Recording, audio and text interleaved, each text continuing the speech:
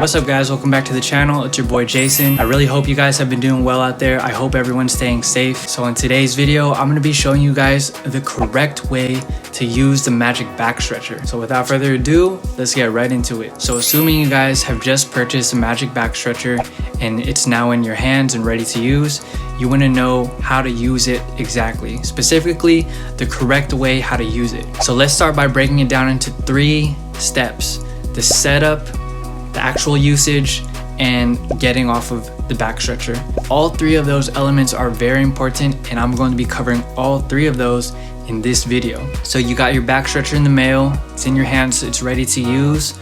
Now it's time to set it up. When you open the box, usually the magic back stretcher is disassembled into 2 parts, 2 of the main components. Setting up is very easy. All you have to do is find the wide side of the actual back stretcher, the part with all the trigger points or the bumps on it, the part that curves. You find that part, you find which side is wider, and then on the flat part, on the base, you line up the wide part of the stretcher and the base together, and then you simply insert it into the little slits. So now that that is done, you're gonna find the narrow side of the stretcher and then clip it in to the level of arch you want or that you prefer. If you're just starting out, you might want to start with the first arch, the first level.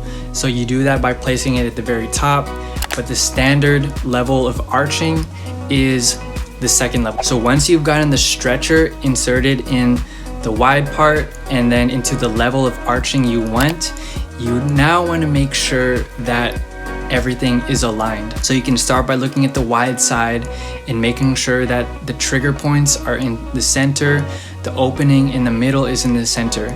Sometimes if you're not paying attention, you will just clip it in, but it will be out of alignment. So when you end up getting on the magic back stretcher, you're not going to be feeling the stretching in the right places, and it might be actually uncomfortable because the trigger points might be running over your spine, bone on bone, instead of having the gap in the middle, allowing your spine not to press up against any hard material. All right, so that was part 1, setting up, clipping it on and centering it. Moving on to part 2, which is actually using the magic back stretcher. First thing, you're gonna want to find a large enough space where you can lie flatly and fully extended in your house or wherever you're trying to use it. Make sure you're comfortable, no distractions, just you and the back stretcher. So now that you found yourself a large enough space, you're comfortable, you're gonna sit down on the floor with your magic back stretcher. From here, you're gonna take the wide side of the magic back stretcher and put it at the base of your spine. So once it's at the base of your spine, you're gonna use your core to start slowly curling down to the floor.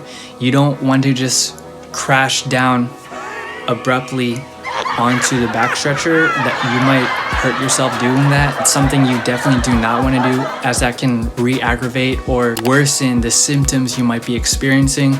So please don't do that. Do not just slam yourself into the back stretcher. Once it's at the base of your spine, you're gonna engage your core, slowly curl down, take your time going to the floor, keep your abs tight. Once you're low enough, you can use your elbows to support yourself even more and start sliding into place. So now that you guys are flat on your back stretcher, the number 1 thing to do is to do nothing.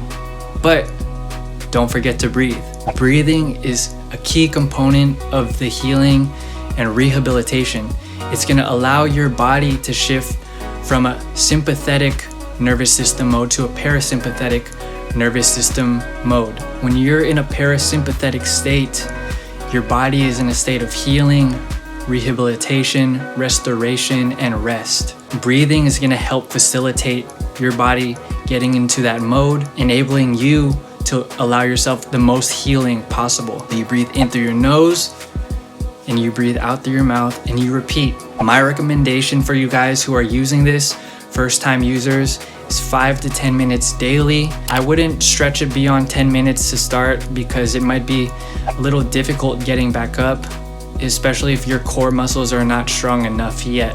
So I'd say 5 to 10 minutes on the back stretcher, just laying there. If you guys are in decent shape and you have your back stretcher and you wanna change things up. Some optional things you can do is you can put your hands over your head and just point your toes and just try to extend your body, maintain your breathing at the same time.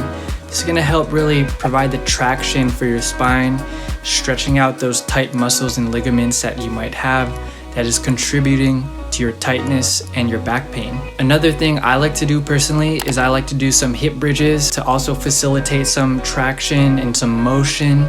Also, stretching and strengthening are happening when you do this. To do the hip bridges, I get on the setting I want, and then from there, I slowly bring my feet onto the ground, raise my hips, and engage my pelvis and hips and glutes to push up, hold, and breathe, and then I repeat. These are some optional things you guys can do to vary your routine on the back stretcher. All right, so you guys just finished your session on the magic back stretcher. Now it's time to get off and get on with your day. Let me start by saying how not to get off. You don't want to get off the magic back stretcher by just doing a straight sit up off of the product. Okay, you might re-aggravate your back or risk herniation if you do any sudden or abrupt movements.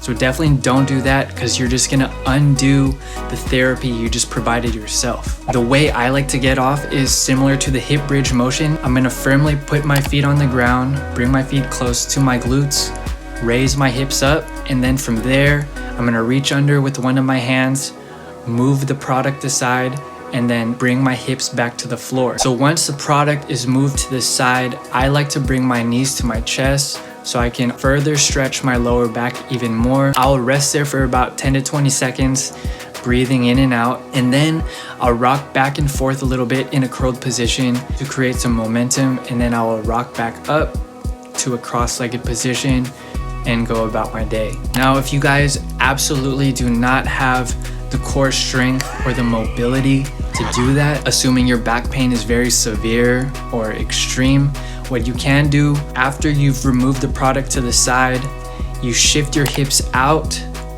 to either side, your left or right, whichever one comes naturally to you. Then you place one hand on the floor, and then you roll onto your shoulders even more and slowly start using your hands to push your way up, back to an uprighted position, back to cross-legged, and then hopefully from there, you'll be able to get up and go about your day. All right, so there you guys have it, the magic back stretcher tutorial, the correct way how to use the magic back stretcher. Let me just say, if you guys like this video, please give me a big thumbs up.